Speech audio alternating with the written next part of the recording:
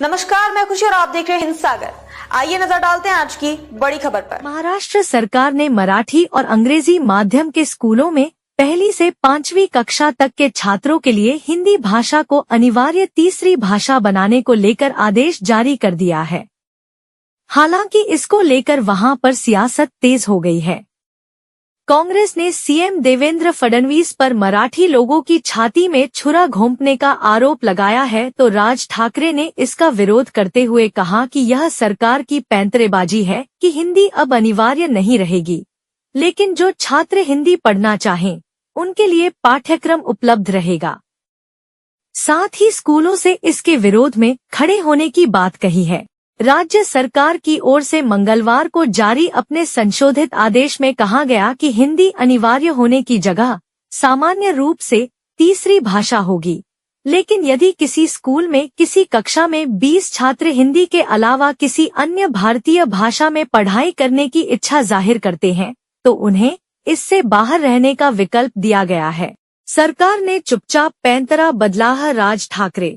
महाराष्ट्र नवनिर्माण सेना के नेता राज ठाकरे ने सरकार के इस आदेश पर खुलकर विरोध जताया है। उन्होंने कहा कि अप्रैल से महाराष्ट्र में शिक्षा विभाग का नया तमाशा शुरू हुआ है।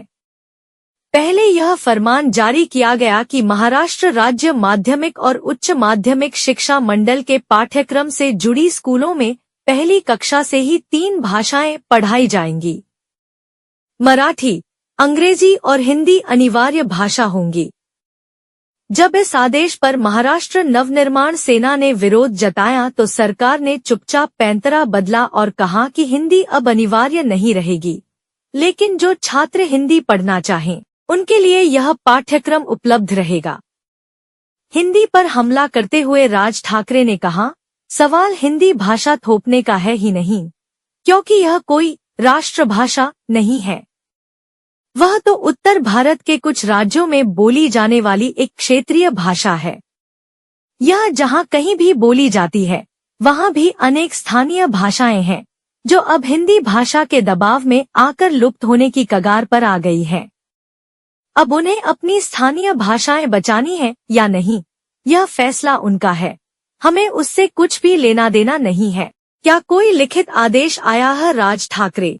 महाराष्ट्र में हिंदी भाषा थोपे जाने का विरोध करते हुए राज ठाकरे ने कहा कि महाराष्ट्र में इस तरह से कोई भाषा थोपने की कोशिश की जाती है तो हम इसके खिलाफ आवाज उठाते हैं और आगे भी उठाते रहेंगे।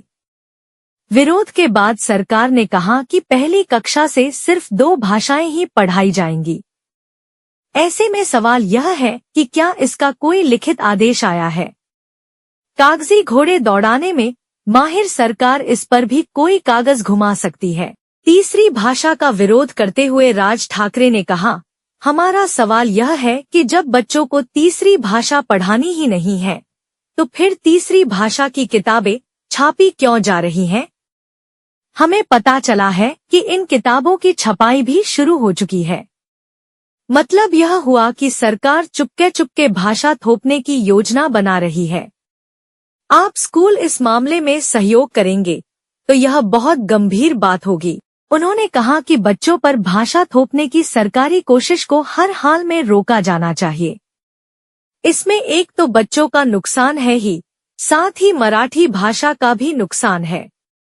उनका कहना है कि सरकार जो कहती है उसे आंख मूंद कर मान लेना जरूरी नहीं है।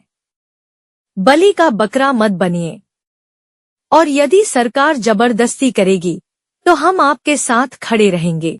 अभी से बच्चों पर बोझ क्यों है? राज ठाकरे। उन्होंने कहा कि बच्चों को एक क्षेत्रीय, राज्य भाषा और एक वैश्विक, अंतर्राष्ट्रीय भाषा सिखा दी जाए, यही काफी है। और कौन सी जरूरत है इतनी भाषाएं बच्चों पर लादने की? बच्चे जब बड़े होंगे तो जरूरत के हिसाब से वे खुद भाषाएं सीख सकते हैं, लेकिन अभी से उन पर यह बोझ क्यों डालें?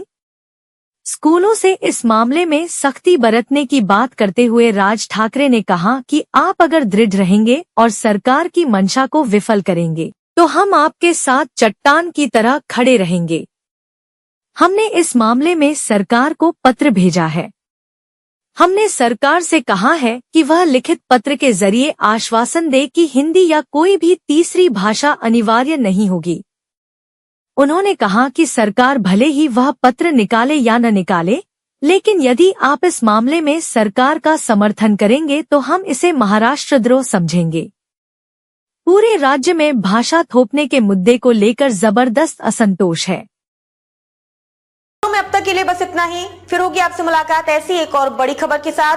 तब तक के लिए नमस्कार और देखते रहिए हिंद सागर।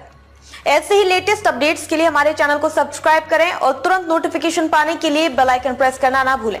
और यदि आप हमें फेसबुक के माध्यम से देख रहे हैं तो हमारे चैनल को फॉलो जरूर करें।